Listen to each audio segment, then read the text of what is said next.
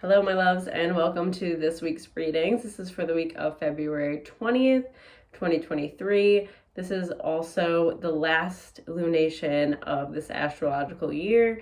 So we are having a bit of karmic cycles ending.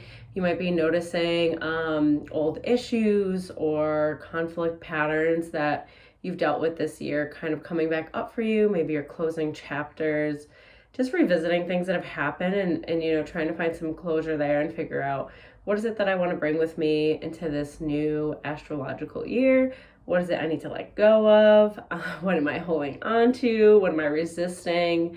So feeling maybe a little bit uncomfortable, especially with Pisces season. We're going to be in our emotions. So let those emotions flow. Let them run through you. You don't want to hold on to them by any means.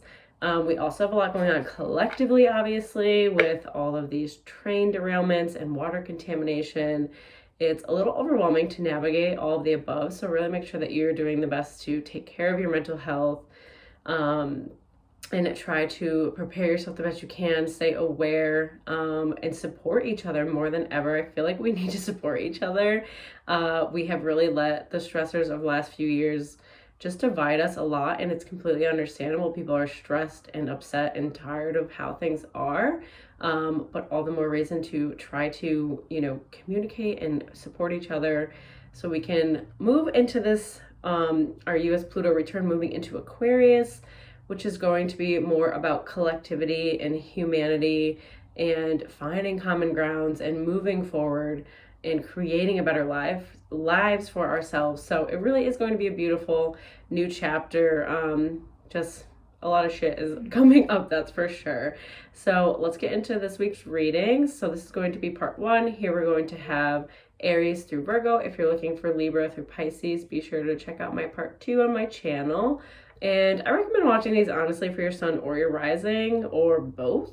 Since they are general readings for the signs, I'd probably watch both and then kind of take what resonates for you, leave what doesn't. There's no right or wrong here, so trust your intuition on this and what you're drawn to.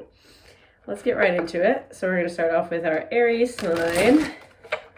See what Spirit has for Aries this week, what guidance and messages Aries may need. What does our Aries need for the week ahead? And this new moon, yeah, we're kind of going to focus on both, because that's obviously important. 5, emotional loss, Aries. Okay, we have a lot. Oh, I just see like tears, crying, flowing, energy coming out of you, 7 crown chakra. So this purging that you're going through this week is really allowing space to clear, allowing you to actually find a deeper connection with source and spirit. There's a lot of like old grief coming up for me. So some of you, this could be, I'm not particularly seeing someone passing, and if I'm seeing an animal actually. So if this is like a physical grief, a physical passing, it will be a pet or an animal in your life. But for some of us and most of you, I'm actually seeing it having to do more with old grief coming to the surface for yourself. Maybe things you weren't able to process or didn't feel like you had the space, environment, time, tools to bring up and let yourself go through. So it's definitely going to be a little bit of an emotional week. I feel like you're also kind of really feeling other people's emotions. So do the best that you can to set up boundaries that you need and take a step back if you're feeling like you're being drained by other people. You're going to have this like heightened, your empathy is going to be heightened even more this week, right? So while it's a beautiful thing and you're learning how to tap into that more and be there for people, you also have to take care of yourself first, right?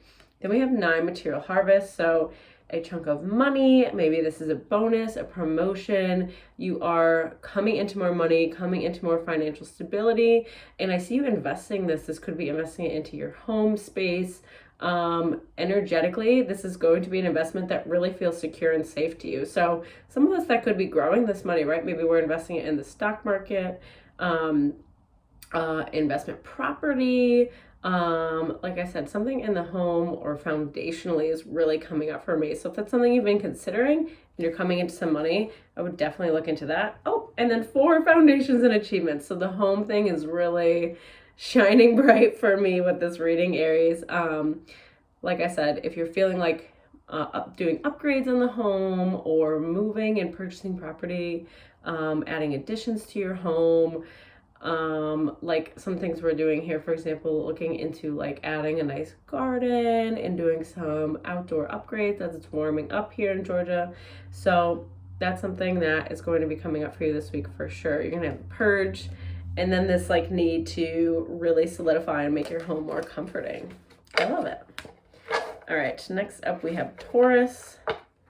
Let's see what Spirit has for Taurus this week, what guidance and messages they may need for the week ahead, for the new moon, for the end of the astrological year. So many things. I'm excited. I'm ready for it, I guess. I say that, and then other days I'm like, holy fucking shit.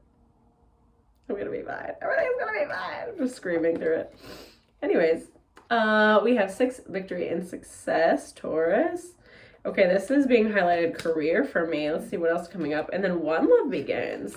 A big heart expansive week for you, Taurus. I see you kind of like really working toward letting those walls down, feeling that you don't want to like barricade around your heart anymore, trying to move past some old hurts that you've been holding on to. Then we have 3 partnerships and alliances. So I feel like you're trying to not hold like grudges with people anymore, and you're really trying to let things go. So I do see some of you reconciling with someone. And then in other cases, if that isn't what's happening for you and you're instead moving away from a relationship, you will be rewarded with new connections, stronger connections than what you've been holding on to, right? So like I said, this could be someone you used to have a connection with or new people, but either way, you're letting go how you've showed up in relationships. It's really not working for you, and you're opening up to, what does it look like if I do X, Y, Z? What does it look like if I take a chance on this person, right? And this is like a karmic thing coming forward for me. So this is someone that I'm seeing a lot of you have had a long-term relationship with, and it's been a very particular way. This could be familial, this could be romantic, but you've fallen into a pattern with this person, and you've played these very specific roles for like years. Some of you I'm hearing over even like a decade, and it's time to flip that script. Discontent and boredom. You're frustrated, you are restless, kind of existing this way with this person, but you still want a connection with them. You miss having a strong connection with them, and you're just wanting that back, but you're also wanting your own individuality, right? Like I feel like this connection was very codependent for you, and you're moving away from that finally. Nice. All right. Next up we have Gemini. Ooh, let's see what Spirit has for Gemini this week. What guidance and messages does Gemini need for the week ahead? 1 more gem. What you got this full moon, Gemmy Gems?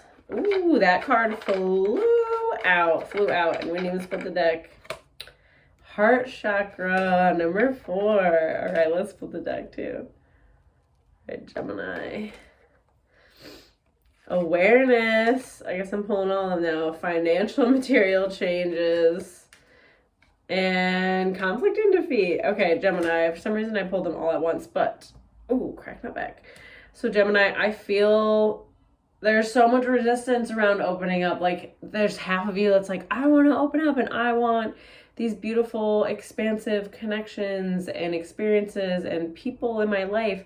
And this other part of you is just like, resistant. It's resistant, and it's a younger part of you. So this week I'm being drawn to tell you, like, do inner child work and really sit with yourself. And when you can relax for 3 seconds and calm your mind, sit with yourself in your body and be like, where is this resistance in my body, right? Probably your heart chakra, just saying, but it might not be for all of you. So see and try to feel, where do I feel resistance? Where do I feel tightness? Where do I feel like I need more space? Okay, like I said, probably heart chakra for most of you. Some of you might be your throat, might be your solar plexus and your stomach. Certain organs correlate to certain feelings and traumas. We can go down this web all day, or this web. What the fuck am I even saying? It's fine. You get what I'm saying. So find where that resistance is. Ask yourself what age it is. Ask yourself what story it's telling you and what it fucking needs. Ask what it needs and deliver. This is you. You're out here being loyal to all these other people. Are you that loyal to yourself? I feel like you're like very helpful to other people and you're wanting them to heal and go through all these things, but that energy needs to be given to yourself this week. Especially with the conflict and defeat, I feel like you are just burnt out of holding on to certain things and really wanting to feel light and airy. So I see some of you like screaming through some of this energy. This could be like sitting in your car and literally just putting on a song and screaming it. I don't know if you've ever done that, but it's fucking amazing. Or just screaming in general. Sometimes I just go scream and it's really great and therapeutic. I feel like people think I'm joking when I say that, but no, like, I don't just go like scream and pill. Like, I literally will sit in my truck and sometimes I'll do it on the highway because I feel like, I don't know why, it just feels right. I'm not like distracted, I'm just screaming and driving. It's fine. Whatever you need to do to get that out and move through it. Also, my shoulder is very activated right now, my right side, so carrying a lot of responsibility for other people's emotions, again, is coming forward for me. Do you feel responsible for people and how things turn out for them financially? Yeah, the financial part is very weird for me. I feel like there's this codependent and like weird dynamic with money you have with someone. So this could be your partner. This could be family. Are you lending people money that you don't fucking have? Are you giving away services for like little to nothing? You know, there's a weird energy exchange for me with money coming forward for you. So to really get clear about like why it is that you feel that you either need to give when you don't have, or you're not charging enough, whatever that could be, Gemini, there's a very weird dynamic there. And part of me is coming to like self-worth, like feeling like you can have more and that you deserve more. All right, next up we have Cancer. Let's see what Spirit has for Cancer this week. Let me adjust my butt again. I'm sitting on this little like weird poof to avoid this light. Okay, Cancer. What guidance and messages do we need this week from Spirit in this new moon? One more. All right, Cancer. We have 16 Disruption card. Oh shit. All right. That is our Falling Tower card in Tarot. And then 7 Stand Your Ground.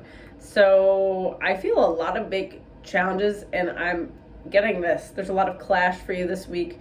This could be with close family, I'm seeing for most of us. So a big clash between people that we are close to and feeling like this explosive, almost anger coming to the surface for you. So there's definitely things that have been left unsaid. I don't feel like you've been really utilizing your throat chakra and saying what you want to say to people around you. Maybe you've been passive aggressive or beating around the bush or just being like, this is how it is, fuck it.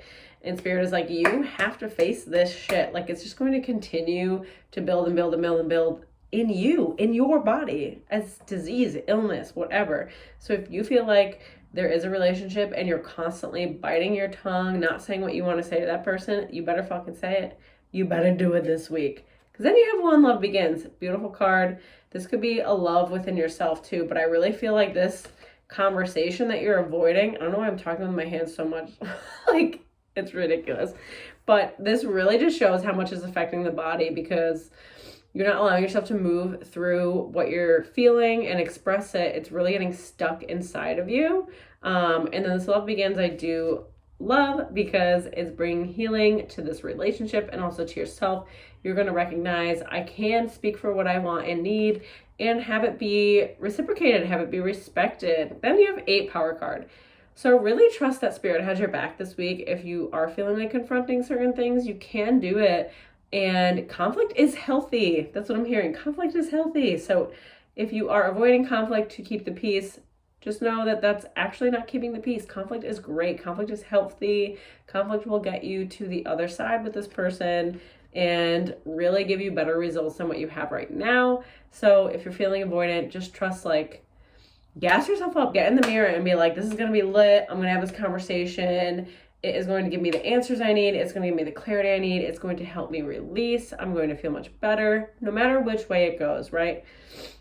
I want to put emphasis on that. It's just more about honoring your truth and being authentic and speaking up for yourself. All right. Next up, we have Leo. Let's see what Spirit has for Leo this week. What guidance and messages Leo needs for the week ahead. One more for Leo. Ah! Did that shuffle? That did not look like it shuffled. As I'm like casually screaming. All right, Leo. We have one awareness. Again, this card keeps coming up. Oh, my ears itching. 8 accelerated motion. All right, let's keep pulling. And 2 the waiting game. I'm feeling like you're kind of going through it, Leo. There's a lot that you're feeling emotional about. You're feeling frustrated with your relationships, frustrated with where you're at.